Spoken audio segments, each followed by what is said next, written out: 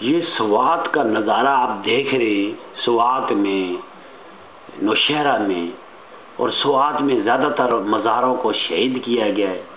16 سے زیادہ مزاروں کے جو جنگ اخبار کی رپورٹ کے مطابق ان کو مسمار کیا گیا ہے، ان کو نکال کے، بزرگوں کو نکال کے، ان کی لاشوں کو نکال کے باہر چوکوں میں اور درختوں پہ باندھ کے مارا گیا ہے۔ اور صوفی محمد صاحب کہتے ہیں کہ میں اسلام لا رہا ہوں اور شریعت لا رہا ہوں۔ اس طرح شریعت لائے گا وہ کہ ان لوگوں کو قبروں سے، ہمیں تو اسلام دوسرے مذہب کے لوگوں کو بھی اجازت نہیں دیتا، اسلام نہیں کہتا کہ ان کو بھی برا نہ کرو، کہ کل وہ آپ کے سچے اللہ کو بھی گالیاں دیں گے۔ آپ جب ان کے جھوٹے اللہ کو کوئی کہیں گے، گالیاں دیں گے، تو آپ کو واپسی میں آپ کے سچے اللہ کو گالیاں دیں گے۔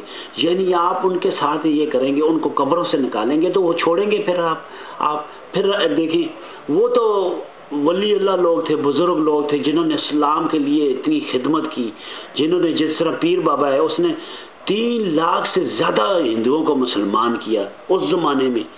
تو اس کے بعد کتنی ان کی نسلیں آگے سے بڑھی، یہ ہوا۔ پھر دیکھیں، اللہ تو دیکھ رہے ہیں، اللہ نے کتنی پھر تباہی آئی، زلزلے آئے، گھر گر گئے، لوگوں کے گاڑیاں، یہ اپنی ان کی پراپرٹیاں، زمینیں، ہر چیز ملیا میٹ ہوگی۔ لیکن پھر بھی لوگ سمجھ نہیں رہے کہ بھائی اللہ کے ولی ہوتے ہیں، وہ ہوتے ہیں جو اللہ کے بیسٹ فرینڈ ہوتے ہیں۔ اللہ کو پتہ ہوتا ہے کہ وہ کون ہے۔ اگر وہ ان میں اتنی نہ ہو تو آج لوگ ان کے مزاروں پہ کیوں جائیں؟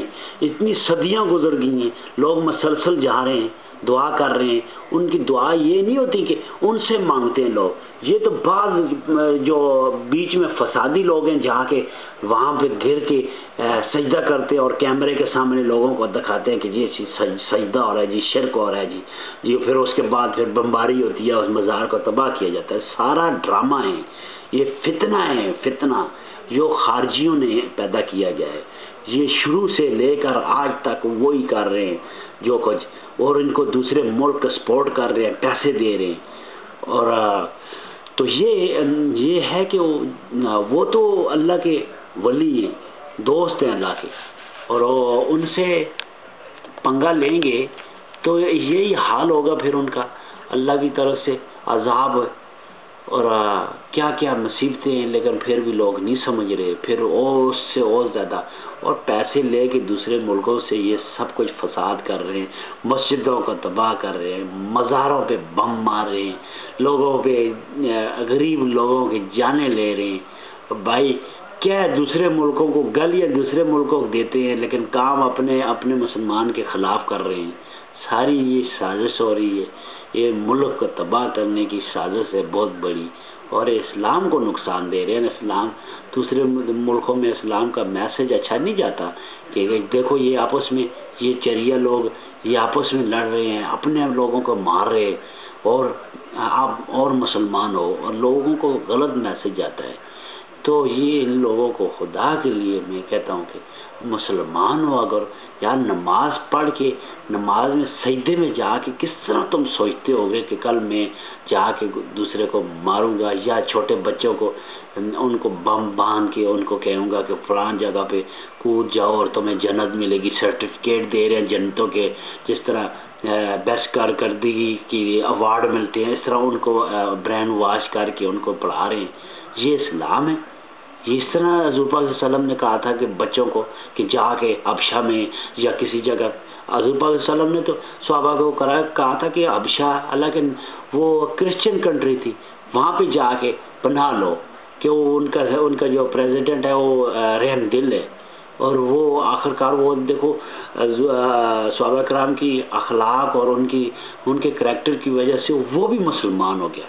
ہمارا دین تو یہ کہتا ہے کہ دوسرے ملکوں کے ساتھ کافر مسلمان ہیں یا جو بھی ہے، جو ہندو ہے یا کرسچن ہے، جوش ہے یا جو بھی ہے، ان کے ساتھ بڑے پیار محبت سے ان کے ساتھ ڈیل کریں۔ اس لیے وہ لوگ مسلمان ہوتے ہیں، مار سے یا لوگوں کو تباہ کرنے سے بے گناہ لوگوں کو مارنے سے جو مسلمان ہیں وہ بھی یہ جا رہے ہیں اسلام سے باہر نکل رہے ہیں۔ تو خدا کے لیے میں ان کو یہی دعا کر رہا ہوں، کسی کے ملکوں میں آ کر اپنے لوگوں کو تباہ نہ کرو، اپنی جنم نہ خریدو، اس کے لیے جنت نہیں ہے جہنم آپ خرید لو اور جنت کے سرٹیفکیٹ دے رہے ہو، اور جنت کا جو اللہ ہے سربراہ اور جن کی چابی جنت کی وہ حضور پاک صلی اللہ علیہ وسلم ہے، پھر جن کو نہیں مانتے ہو، جن ان کے اہل بیت کو مانتے ہی نہیں ہو، وہ فرقہ جو یہ ساری بمیں یا جو کر رہے ہیں وہ ان کو مانتے ہی نہیں، اہل بیت کو مانتے ہی نہیں، وہ کہتے ہیں اہل بیت ہے ہی نہیں جی، ہم نے کربلا میں مار دیا تھا ان کو، وہ تو ختم ہو گئے۔ یہ وہ لوگ ہیں، وہ ان کو نہیں پتا کہ ساری رہتی دنیا تک حضور پاک صلی اللہ علیہ وسلم نے دعا کی تھی کہ میری نسل اور میری اولاد قیامت تک رہیں گے اور بڑھیں گے۔ بنو امیہ ان کے مقابلے میں یزید کے خاندان کا ایک فرد بھی نہیں کہ کسی جگہ بتا دے کوئی ہے، کوئی بھی نہیں، ختم ہی ہو گئے سارے۔ تو آج وہ لوگ لگے ہوئے یزید کو جی ہیرو بنانے کے چکر میں، یزید صحیح تھا، یہ تھا، امام حسین وہ جی لڑائی کرنے کے لیے آئے تھے۔ لڑائی کرنے کے لیے لوگ ہتھیار لاتے ہیں، انہوں نے ہتھیار کیوں لایا؟ کوئی ثبوت کوئی دے نا، اور بچوں کے لاتا ہے جو لڑائی کرنے کے لیے جاتا ہے۔ عقل کو یہ کیوں نہیں ہاتھ ڈالتے؟ اپنے عقل ان کا استعمال نہیں کرتے؟ یہ تو بالکل ڈم ہے۔